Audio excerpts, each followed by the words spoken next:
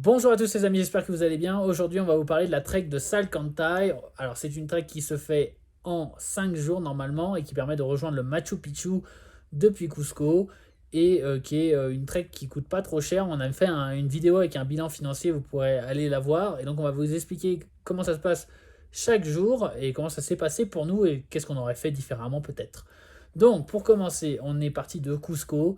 On est parti en début de matinée, mais on n'est pas parti très aux aurores, on est d'accord. Et donc, on a fait un trajet qui est De Cusco jusqu'à Mollepata. Donc c'est un bus collectivo qu'on peut prendre depuis Cusco et qui nous a coûté 15 soles par personne. Donc, on arrive à Monepata. Et là, à Monepata, en gros, tous les bus vous voulez aller jusqu'à Soraypampa. Et ils vous disent, on vous monte là-haut pour 80 soles au total. Et donc, le but, c'est de trouver d'autres gens pour monter.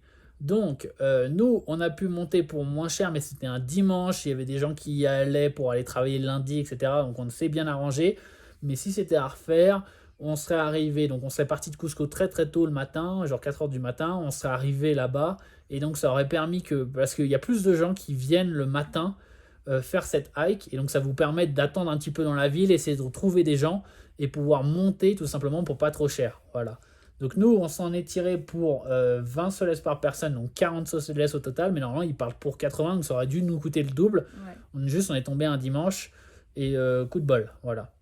Sachant qu'aussi la route du village comment ça s'appelle, à Soraypampa, Elle est vraiment mauvaise, elle est hein. vraiment vraiment mauvaise et elle peut être en travaux. Donc, faut bien se renseigner, etc. Donc, le mieux, c'est franchement d'y arriver tôt le matin. Ouais. Parce que là, on est arrivé. Finalement, du coup, ça nous a pris la journée euh, d'arriver à Soraypampa. Et quand on était à Soraypampa, en gros, on a vu le coucher de soleil à Soraypampa. Voilà, donc on s'est couché directement un peu plus loin, un camping sauvage. Voilà, à côté de Soraypampa.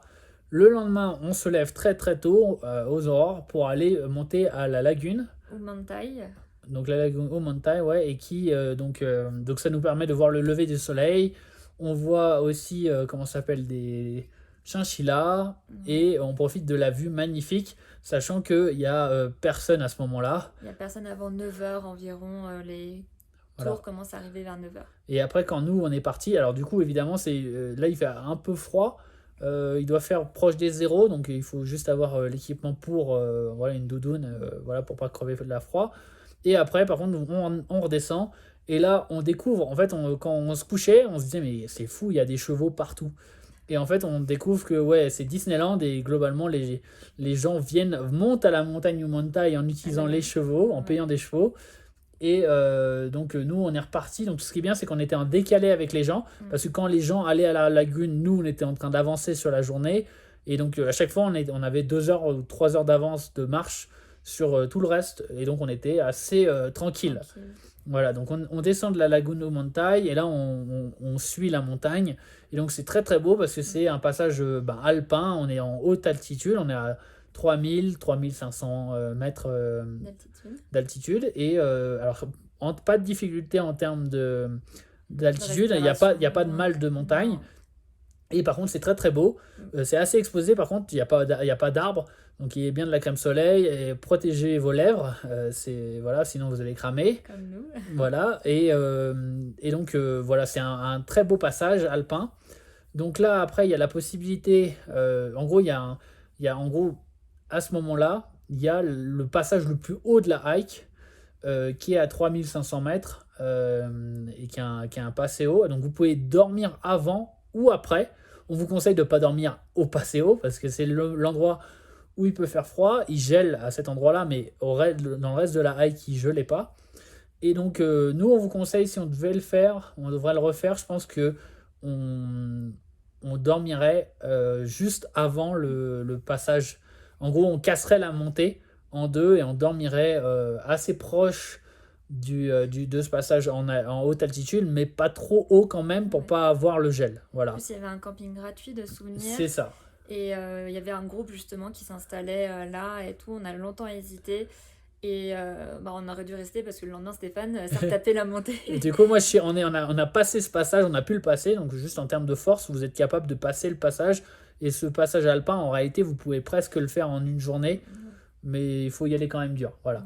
Ouais. Donc, du coup, nous, on a continué, mais au final, le lendemain matin, je suis remonté voir le lever de soleil sur ce passage alpin. Donc, nous, on vous conseille de plutôt dormir avant, et puis le lendemain matin, du coup, de faire le lever, très très beau. Et après, dès que vous avez passé ce passage-là, vous avez passé le passage le plus haut, et c'est de la descente tout le long. Ouais. Donc, au départ, c'est super beau parce que vous descendez, vous continuez à voir les faces sud, vous continuez à voir les glaciers, il y a encore des belles montagnes. Et puis, au bout d'un moment, c'est juste de la descente et vous descendez jusqu'au village. Rien de très intéressant. Vous atteignez un village, alors je sais plus le nom, mais C'est peut-être Colpampa. je sais plus. Hop, hop, hop. Je me dépêche. C'est ça, hein? Ouais. Oui. Tu le vois? Colpampa. Ah non, c'était avant. Ça.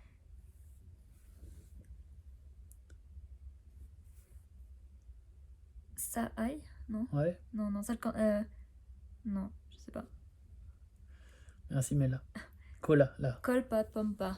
Quoi? Colpapampa. Donc vous arrivez à Colpapampa, voilà. Donc désolé, vous descendez jusqu'au village de Colpapampa. Et donc là, il y a un village, donc potentiellement vous pouvez dormir là. Nous, on a toujours fait du camping sauvage gratuit sur la trail. Et donc vous arrivez à Colpapampa. Et là, vous accédez, en fait, vous êtes à gauche d'une rivière et vous êtes dans un passage qui est de la forêt tropicale, tout simplement. Donc là, maintenant, vous êtes descendu en altitude, le passage alpin est passé. Pour moi, le passage alpin, c'est le plus beau de la trek. Pour moi aussi, ouais. Mais donc ça, maintenant, vous êtes donc potentiellement là comment elle s'appelle? Colpapampa. Il y a une route. Donc potentiellement, vous pouvez prendre un taxi, aller directement au Machu Picchu et vous pouvez faire du coup finalement que 2 jours de trek si vous voulez et voir le plus beau. Maintenant, si vous voulez continuer le trek, globalement, vous allez être dans la forêt, vous suivez une rivière et vous êtes dans la forêt tropicale. Et donc, vous pouvez voir la forêt tropicale, les cultures de forêt tropicale.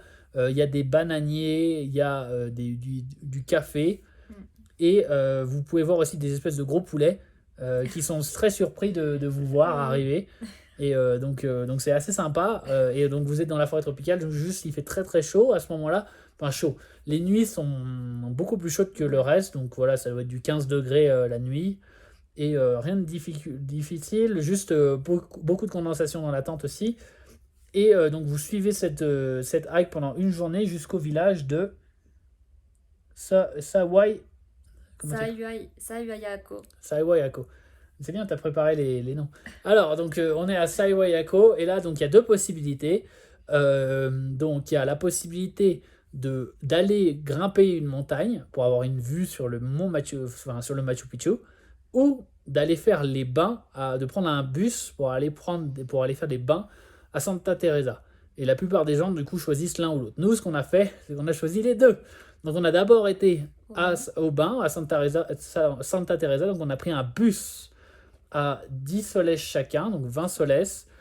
On a été donc là-bas. On a passé la journée dans les bains. Donc, ce qui est bien, c'est que ça fait une cassure sur les 5 jours de hike. Finalement, on a passé le 3e jour, du coup, dans les bains. Donc, et donc on l'a fait en 6 jours.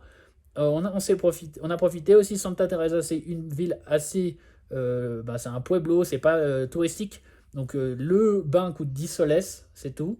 Le restaurant avec soupe, boisson, enfin tu manges... Soupe, plat, boisson à 8 soles. À 8 soles par personne, donc nickel.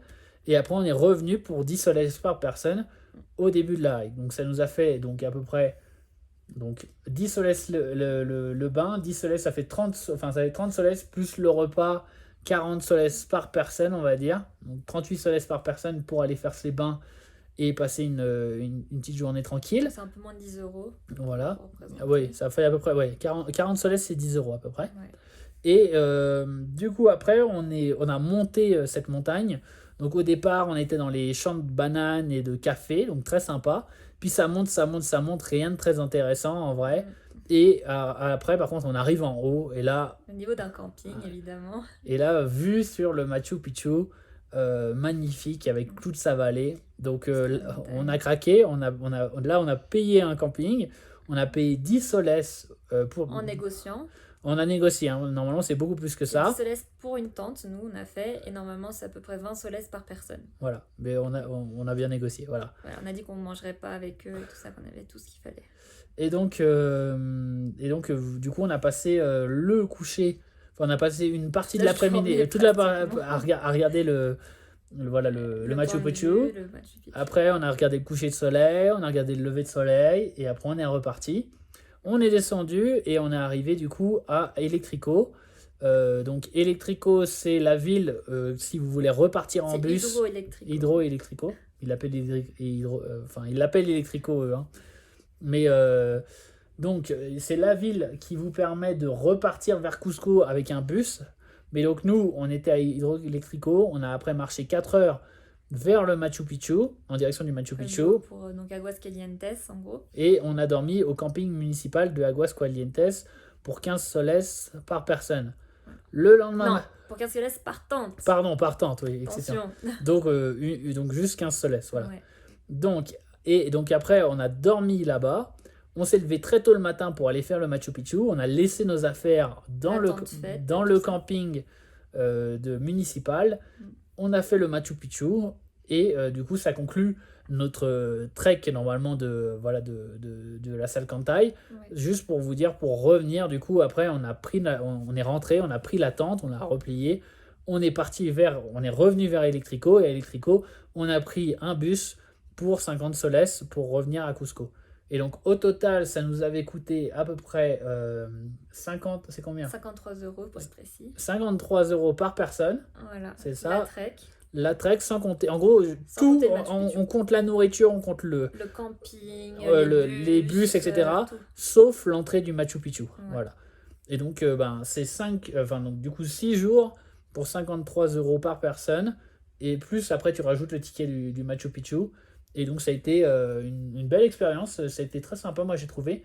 Et sachant que si on payait pour aller en train, tu sais combien ça coûte par personne? C'était 33 $ si vous voulez prendre le train depuis Hydroelectrico vers Machu Picchu Pueblo, donc Aguascalientes. Donc si vous voulez pas marcher les 3 heures, les 10 Les 10 km les 10 qui kilomètres. sont normalement faits en 2h30, sauf que nous on a mis plus de 3 Non, heures. mais 10 km, ça se fait en 3 heures de marche à peu près. Hein. Ouais, 3 3 4. heures. Ouais.